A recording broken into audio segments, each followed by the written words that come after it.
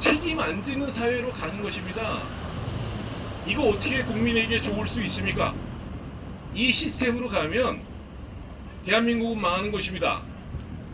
그리고 며칠 전에 제가 이틀 전에 노란봉투법이 국회에서 통과됐다고 하는 뉴스를 봤어요.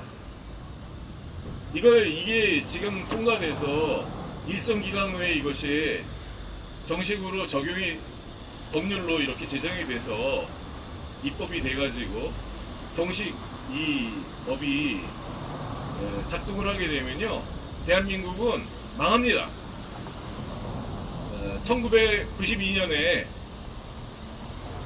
그 전에 노동쟁의가 많아서요, 그래도 중위소득의 직업군들이 그 직업은 뭐 그렇게 고기술의 직업은 아닐지라도 수많은 섬유 직접, 수많은 신발, 아무튼 고기술은 아니래도 그래도 한국에서 잘 나가던 업종들, 그리고 그 업종에 종사하는 많은 사람들이 돈을 잘 벌고 그리고 그렇게 살았는데, 월급이 그 노동쟁의를 통해서 많이 올라갔더니 그때 마침 이제 노태우 정권 때 92년도에 한중수교가 있었어요.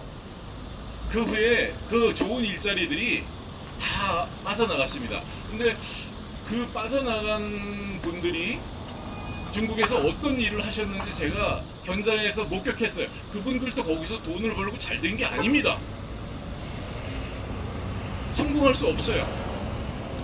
기술 가르쳐주고 쓸만하면 다 빼갑니다. 중국 업체에서. 계속 교육을 시키는 거죠. 미식을 돌려가면서 기술을 계속 전수해주는 것입니다. 그러면 중국 업체에서도 조금 더 월급을 주고 빼가는 거예요. 끊임없이 가르쳐주고 한국 기업은 기술을 전수해주고 빼가는 것입니다. 한국에서 그 미신 기술을, 섬유 기술이요, 그런 어떤 봉제 기술, 그런 것들을 일본에서 하청을 받아오면서 그 한 20년 걸려서 고급 기술을 배웠다고 해요. 그런데 그것을 중국에다가 전수해 주는 건 아주 그냥 짧은 기간에 전수해 주고, 한국 기업이 중국에서 어떤 브랜드를 갖고 매수를 했다든지 필요가 없습니다. 그 우리나라의 굵직굵직한 그런 기업들도 청도나 또 뭐 상해 근방위에 저쪽 훈춘 뭐 그런데 여러 곳에다가 공장을 운영했었어요. 지금 어떻게 되는지 잘 모르겠습니다. 잘 안 되는 것을 보고 제가 나왔어요. 그리고 많은 사람들이 망해가는 것을 봤습니다. 중국에서 뿌리 못 내려요. 기술 전수해주고 다 기계설비들 털어먹고 베트남이나 이런데 인도네시아로 또 이전했죠. 그렇게 국제고아처럼 기업들이 돌아다니는 것입니다. 대한민국에서 92년도에 그렇게 빠져나간 그런 기업들 때문에 많은 그런 기업 종사자들이 중위계층의 그런 소득 수준이 있었던 사람들이 요식업이나 숙박업 쪽으로 직업군이 변화가 됐고요. 그래서 자영업 비율이 굉장히 올라간 것입니다. 그래서 너무 경쟁이 심하니까 지금 다 안 되는 거예요, 장사가. 조금 전에 제가 서민경찰서 근처에 있는 커피숍에 와갖고 커피를 마시면서 좀 쉬었거든요.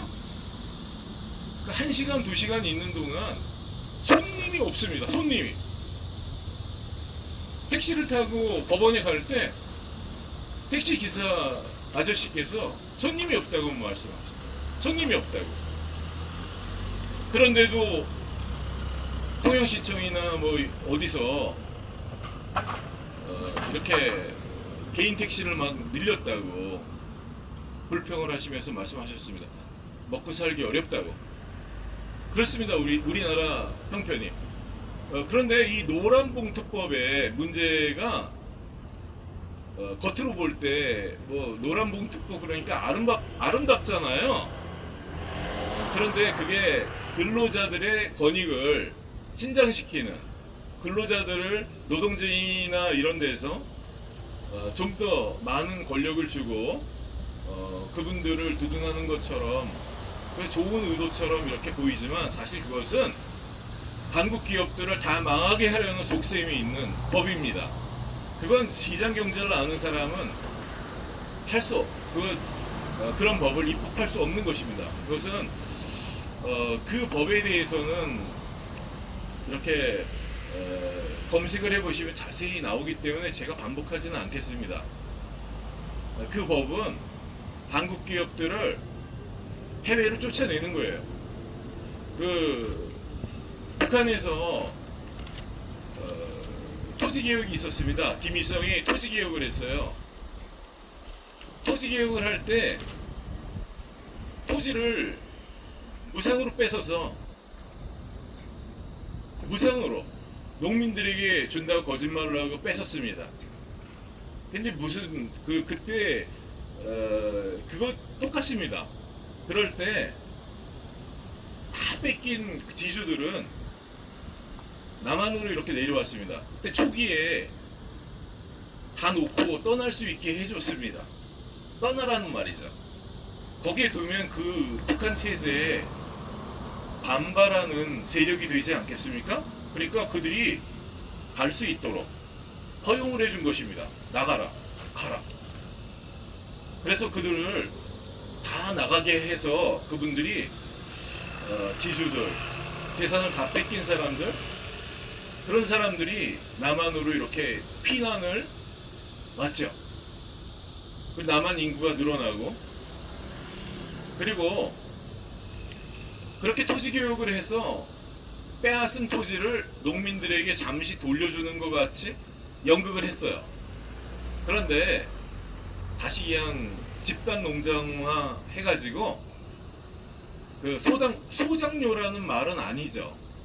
그 소장료 비슷한 것들을 받았는데 일제시대 때 받았던 것이랑 다를 바 없습니다. 일제시대 때도 그 소출의 한 30% 정도 또 심한 그런 악한 그런 지주들은 40% 50%도 착취를 했다고 합니다. 근데 북한에서도 30% 35% 이렇게 받았어요. 그러니까 그 토지에 대한 소유권도 주지 않았습니다. 국가 소유다. 뭐 국가 소유예요? 그게 무슨 국가 소유입니까? 다 뺏어서 마른 번지를 하기 위해서 북한 인민들에게 토지를 분배해 주는 것처럼 했지만, 실제로는 지주들의 토지를 뺏어서 비슷한 그 소장료를 받은 것입니다. 그리고 약속했던 대로 농민에게 그 토지를 소유권을 주지 않고 경작권만 준 것입니다. 그 종업원으로 쓰는 거죠, 전체 농민들을. 그래서 소장료를 받는 것입니다. 그리고 나중에 집단 농장화할 때 누가 거기 나가서 공동 생산해서 공동 분배한다고 그러는데 누가 열심히 일하겠습니까? 그래서 열심히 안 하는 거죠. 그러니까 국가 경제가 망가지는 거죠. 80년대 전까지만 해도 북한이 잘 살았습니다. 남한보다. 80년대 이후에 역전이 됐어요. 그래서 지금 오늘날 북한에 이르고 있는 것입니다. 이 노란봉투법은요, 바로 그런 반기업적 그런 악법이고, 대한민국에서 시장 경제를 무시하고 나온 그런 악법입니다. 그것은 대한민국에 있는 경쟁력 있는 기업들을 해외로 쫓아내는 법이에요. 북한에서 했던 토지개혁과 다르지 않다고 저는 그렇게 보입니다. 시민 여러분, 또 교회 목사님들, 지금 이 나라가 어떻게 돌아가고 있는 것을 저보다 더 잘 아시리라고 생각합니다. 이 문제를 함께 따져주시기 바랍니다. 이 나라가 어떻게 세워진 나라인데 이 나라의 사법 시스템이 이렇게 망가지고 부정부패한 공무원들이 이렇게 노골적으로 증거를 위변조해서 시민들의 등을 치고 범죄를 하고 법원에서도 이런 것들을 증거를 남기지 않고 기각하고 이렇게 2년 3년을 끌면서 열심히 일해야 될 시민들을 이렇게 욕보이면서 이런 증거 또 이런 거짓된 진단서를 제출해서 나중에 그걸 따지면 아니면 그만이지. 그 피해자가 제출한 게 아니라고. 피해자가 제출 안 했는데 하늘에서 떨어졌습니까? 귀신이 놓고 갔습니까? 통행경찰서는 답변해야 합니다. 이 진단서에 보면요 교통사고 교자도 나오지 않습니다. 이거 상해 진단서도 아니고 가짜입니다. 2위에 있는 거. 이런 진단서를 통해서 송치하고 기소하고 공판에 회부해서 2년 3년 동안 시민을 괴롭히고 있는 것입니다. 여기 밑에 보면 진료 기록에 보면 생리통이에요. 생리통. 교통사고랑 생리통이랑 무슨 상관이 있습니까? 기침이 나오는 호흡기 약이에요. 여기에 처방된 것이 호흡기 약입니다. 그것이 교통사고랑 무슨 관계가 있습니까? 근데 공판 중에 이 당사자가 나와서 뭐라고 말하냐면 상해진단서를 제출했다는 취지로 말하고 있습니다. 상해진단서가 지금 증거 기록에 없는데 상해진단서를 제출했다고 공판 기록에 또 새로운 증거를 만드는 것입니다. 거짓말에 거짓말. 근데 지금 점점 불리한 증거들이 나오니까 이 교통사고 때 이 교통사고 시간이